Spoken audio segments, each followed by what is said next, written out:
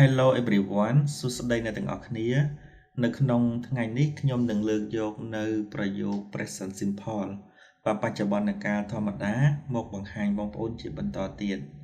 បាទនៅក្នុងថ្ងៃនេះគឺខ្ញុំលើកយកប្រយោគបដិសេធបាទគឺ negative sentence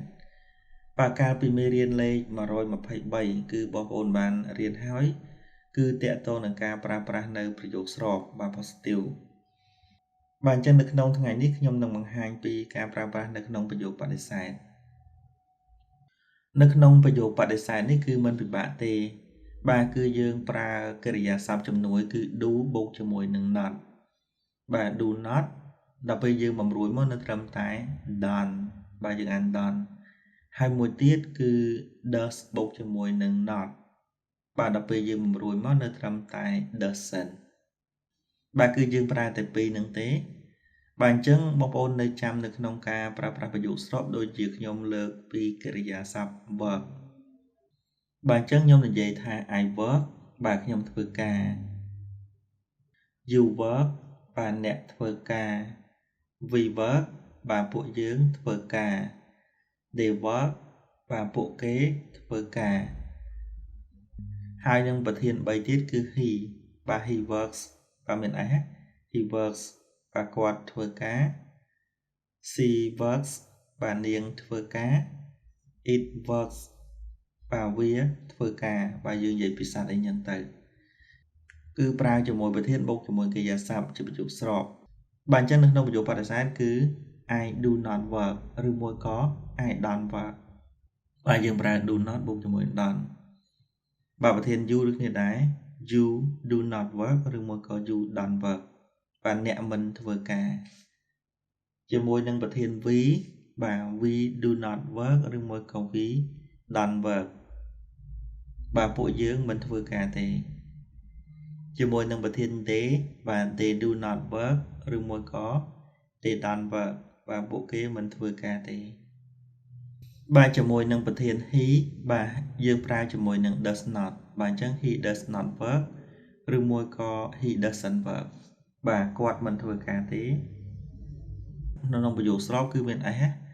ដល់ពេលនៅក្នុងប្រយោគបដិសេធគឺយើងអត់ថែម s ទេបាទកិរិយាសព្ទ work ហ្នឹងគឺធម្មតាជាមួយនឹងប្រធាន c បាទ she does not work ឬមួយក៏ she doesn't work បាទនាងមិនធ្វើការទេបាទអញ្ចឹងកិរិយាសព្ទ work ហ្នឹងក៏អត់ថែម s ដែរអត់ដូចប្រយោគស្របទេជាមួយនឹងប្រធាន it does not work ឬមួយក៏ it doesn't work បាទវាអត់ធ្វើការទេអញ្ចឹង work ហ្នឹងក៏អត់ថែម s ដែរបាទអញ្ចឹងការប្រើប្រាស់ហ្នឹងគឺមិនមែនបានតែកិរិយាសព្ទ work មួយនឹងទេគឺបានគ្រប់កិរិយាសព្ទទាំងអស់បាទហើយមានទម្រង់ដូចគ្នាគឺយើងប្រើ done ឬមួយក៏ doesn't បូកជាមួយនឹងកិរិយាសព្ទតែម្ដងឥឡូវបងប្អូនមើលនៅក្នុងប្រយោគដែលមានទម្រង់វែងៗហើយប្រើជាមួយនឹងកិរិយាសព្ទផ្សេងៗប៉ុន្តែវា follow ទៅតាមអ្វីដែលខ្ញុំបានបង្ហាញបងប្អូននឹងឧទាហរណ៍ខ្ញុំនិយាយថា he doesn't like his job បាទគាត់មិនចូលចិត្តការងាររបស់គាត់ទេបាទ he ដើរតួជា subject បាទ doesn't ហ្នឹងគឺជាកិរិយាសព្ទជំនួយកាលណាប្រើមួយ he គឺយើងប្រើមួយ doesn't បាទមកពេលពេញគឺ does not ហ្នឹងដល់ពេលយើងរួចមកត្រឹមតែ doesn't បាទគេចូលចិត្តប្រើទម្រង់ខ្លីច្រើនជាងបាទ like បាទប្រើតែចូលចិត្តជាកិរិយាសព្ទបាទ his job បាទការងាររបស់គាត់ job ហ្នឹងការងារ he ហ្នឹងរបស់គាត់អញ្ចឹងបើសិននៅក្នុងប្រយោគស្របវិញគឺ he like his job បាទគាត់ចូលចិត្តការងាររបស់គាត់ដល់ពេលបដិសេធគឺយើងប្រើ doesn't he doesn't like his job បាទអញ្ចឹងមិនពិបាកទេឲ្យតែបងប្អូនចេះប្រយោគស្របមកគឺបងប្អូនធ្វើប្រយោគបដិសេធហ្នឹងងាយស្រួលបាទហើយបើសិនជាបងប្អូនអត់ទាន់ច្បាស់ពីប្រយោគស្របបងប្អូនទៅមើលវីដេអូលេខ123បាទវាជាប់គ្នាពីហ្នឹងមកបាទនឹងប្រើមួយកិរិយាសព្ទ like ឧទាហរណ៍មួយទៀត she doesn't drink coffee បាទនាងមិនផឹកកាហ្វេទេបាទ she doesn't drink coffee បាទអញ្ចឹង she ដើរតួជា subject ធម្មតាបាទ doesn't គឺជាកិរិយាសព្ទជំនួយដាក់មកសម្រាប់បដិសេធ drink បាទគឺជាកិរិយាសព្ទបាទបើតែផឹក coffee កាហ្វេបាទ drink coffee ផឹកកាហ្វេបាទអញ្ចឹង she doesn't drink coffee បាទនាងមិនផឹកកាហ្វេទេប្រយោគហ្នឹងបើសិនជាប្រយោគស្របវិញគឺ she drink coffee នាងផឹកកាហ្វេបាទដល់ពេលបដិសេធគឺយើងប្រើ doesn't bà đã môn cái giả sạp she doesn't drink coffee នាងមិនផឹកកាហ្វេទេបាទអញ្ចឹងអ្វីដែលបងប្អូនត្រូវតែចងចាំគឺជាមួយនឹងប្រធាន I you we they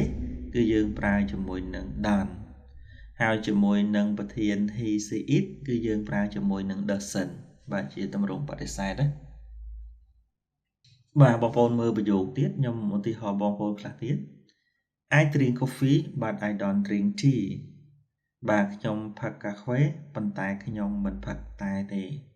នៅក្នុងនេះគឺមានពីរប្រយោគបាទខណ្ឌដាច់គ្នាដោយ conjunction បាទអញ្ចឹងប្រយោគខាងដើមគឺ I drink coffee បាទខ្ញុំផឹកកាហ្វេ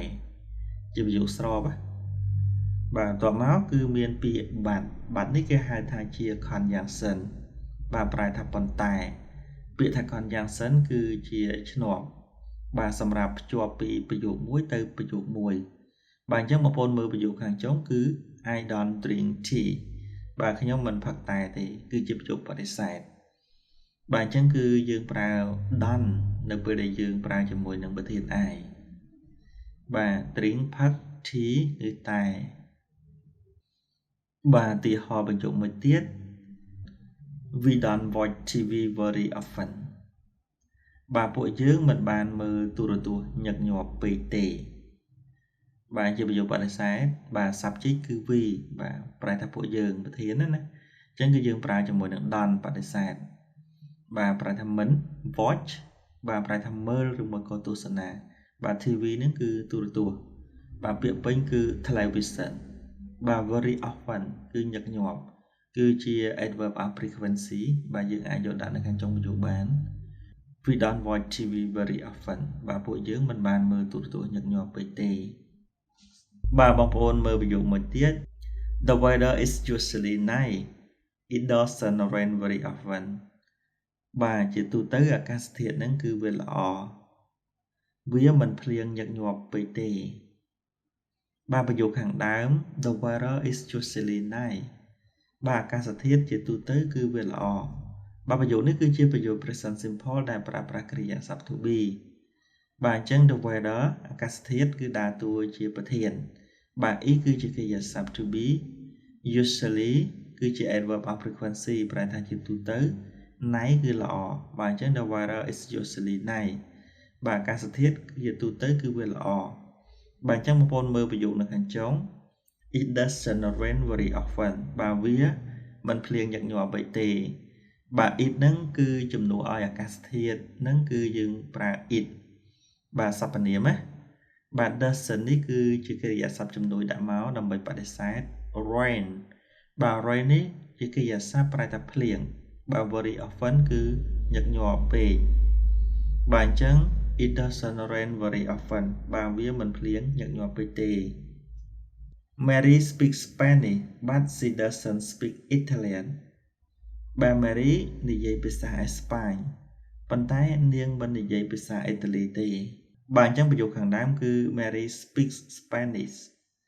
បាទអញ្ចឹង Mary ដើរតួជា subject ជាប្រធានណា speaks បាទជាកិរិយាសព្ទប្រែថានិយាយកិរិយាសព្ទហ្នឹងគឺអត់មាន s ទេកិរិយាសព្ទដើមណាកាលណាប្រើជាមួយនឹងប្រយោគ present simple របស់យើងគឺយើងថែម s ទៅឲ្យកិរិយាសព្ទនៅក្នុងប្រយោគស្របបាទ Spanish ហ្នឹងគឺប្រែថាភាសាអេស្ប៉ាញបាទអញ្ចឹង Mary speaks Spanish បាទ Mary និយាយភាសាអេស្ប៉ាញបន្តមកគឺខណ្ឌប្រាច់ដោយ conjunction បាទប៉ុន្តែហើយចូលដល់ប្រយោគមួយទៀត She doesn't speak Italian បាទនាងមិននិយាយភាសាអ៊ីតាលីទេបាទអញ្ចឹងប្រយោគខាងចុងនេះគឺជាប្រយោគបដិសេធបាទអញ្ចឹងគឺយើងប្រើ doesn't បាទ she ដើរតួជា subject doesn't បាទជាកិរិយាសព្ទជំនួយយើងដាក់មកដើម្បីបដិសេធ speak បាទប្រែថានិយាយបាទអញ្ចឹងបងប្អូនចាប់អារម្មណ៍មើលកិរិយាសព្ទ speak នៅក្នុងប្រយោគបដិសេធនេះគឺយើងអត់មាន s ទេបាទជាប្រយោគបដិសេធណាអញ្ចឹងប្រយោគខាងដើមប្រយោគស្របគឺមាន s ដល់ពេលប្រយោគបដិសេធកាលណាយើងប្រើ doesn't មកហើយគឺវាអត់មាន s ទេបាទ speak Italian Italian គឺភាសាអ៊ីតាលីបាទ Italy គឺប្រទេសអ៊ីតាលីដល់ពេលភាសាឬមួយក៏ប្រជាជនគឺ Italian បាទអញ្ចឹង she doesn't speak Italian នាងមិននិយាយភាសាអ៊ីតាលីទេបាទបងប្អូនមើលប្រយោគមួយទៀត Bill doesn't usually have breakfast បាទ Bill ជាទូទៅគឺមិនញ៉ាំអាហារពេលព្រឹកទេបាទ Bill doesn't usually have breakfast បាទជាប្រយោគបដិសេធ Bill ដើរតួជា subject បាទ doesn't ប្រើមកដើម្បីបដិសេធគឺប្រធានមិន usually បាទជាទូទៅគឺជា adverb of frequency បាទ have breakfast បាទញ៉ាំអាហារពេលព្រឹកបាទកិរិយាសព្ទ have នេះតាមធម្មតាគឺប្រែថាមានបាទមានឡានមានម៉ូតូអញ្ចឹងបាទគឺយើងប្រើ have ប៉ុន្តែនៅពេលដែលប្រើជាមួយនឹងម្ហូបអាហារបាទគឺយើងប្រែថាញ៉ាំបើសិនជាប្រើជាមួយនឹងភេសជ្ជៈគឺយើងប្រែថាផឹកអញ្ចឹងណាបាទអញ្ចឹង have breakfast បាទ breakfast នេះគឺអាហារពេលព្រឹកអញ្ចឹងគឺយើងប្រែថាញ៉ាំអាហារពេលព្រឹកឬមួយក៏ហូបអាហារពេលព្រឹកអញ្ចឹងទៅបាទអញ្ចឹង Bill doesn't usually have breakfast Bill ជាទូទៅគឺមិនញ៉ាំអាហារពេលព្រឹកទេបាទអញ្ចឹងនៅក្នុងថ្ងៃនេះគឺបងប្អូនបានរៀនពីប្រយោគបដិសេធនៅក្នុង present simple ដោយប្រើប្រាស់ don't ហើយនិង doesn't បាទអញ្ចឹងអរគុណបងប្អូនដែលបានតាមដាននៃការបង្រៀនភាសាអង់គ្លេសនៅលើ Channel SChBeginner បើសិនជាបងប្អូនចង់តាមដាននៅវីដេអូដែលអាប់ដេតថ្មីៗសូមចុចលើប៊ូតុង Subscribe ហើយនិងសញ្ញាកណ្ដឹងសូមជម្រាបលាសូមអរគុណ